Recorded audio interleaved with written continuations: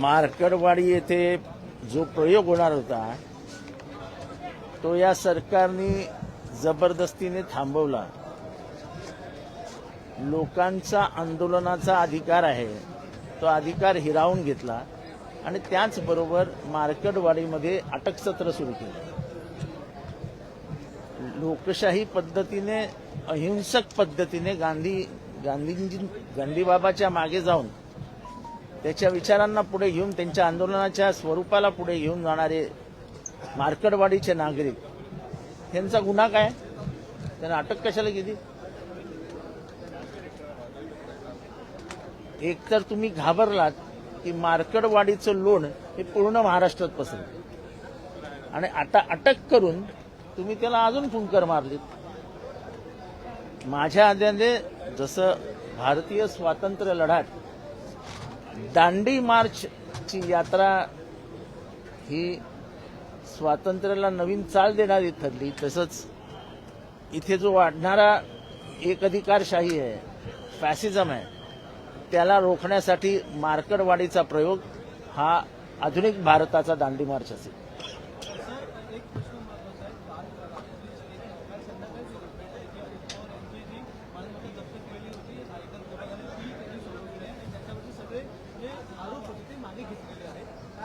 चांगलं आहे, चांगलं आहे यार, त्यात काय वाईट काय? शपथविधीच्या आदल्या दिवशी अजित पवार दिल्लीमध्ये होते, अमित शहाची भेट झाली, मंत्रिपदासाठी लॉबिंग होती किंवा काय चर्चा होती, पण त्यांनी स्वतः नकार दिला होता। अशी कुठली चर्चा हीच होती का? केसेस सुटल्या ना,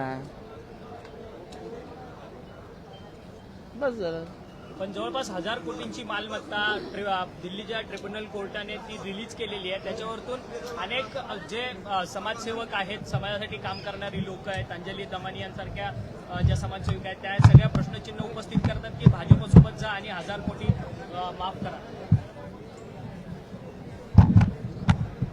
मला वाटतं आता ज्या पद्धतीचं पाशवी बहुमत त्यांना मिळालेलं आहे, ते कसं मिळालं ती गोष्ट वेगळी, त्या पद्धतीने ह्या बोलण्याला आता काही अर्थच राहिलेला नाही। 1000 कोटी 2000 कोटी केसेस मागे घेणं, केसेस बंद करून टाकणं, हे आता काय या सरकारला नवीन आणि तुम्हाला आणि मला पण नवीन राहिलेलं नाही। हे येतं निघून जातं, उद्या कोण अजित पवारांविषयी चर्चाही करणार नाही।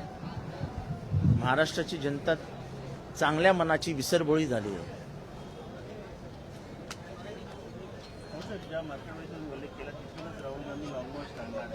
म्हणून तर मी म्हटलं की उद्या तिथे शरद पवार साहेब पण जाणार आहेत। जसं दांडी मार्चला विरोध झाला पोलिसांकडनं, ब्रिटिश पोलिसांकडनं, आणि एवढूसं चिमटीभर मीठ उचललं महात्मा गांधींनी आणि तिथनं आग लागली भारताला, ते स्वातंत्र्य देऊनच गेले।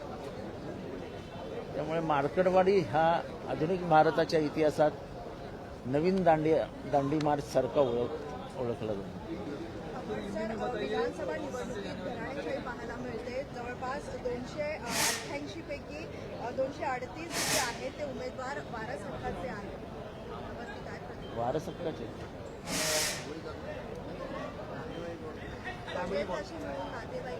मी कोणाचा नातेवाईक नाही, माझा मी।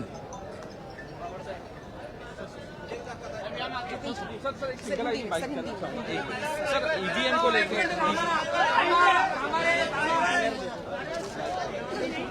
पोडियम सोडून उभा रहा।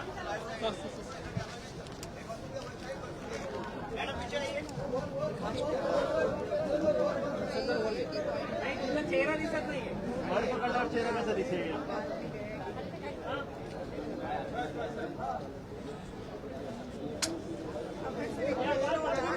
सध्या कारवाई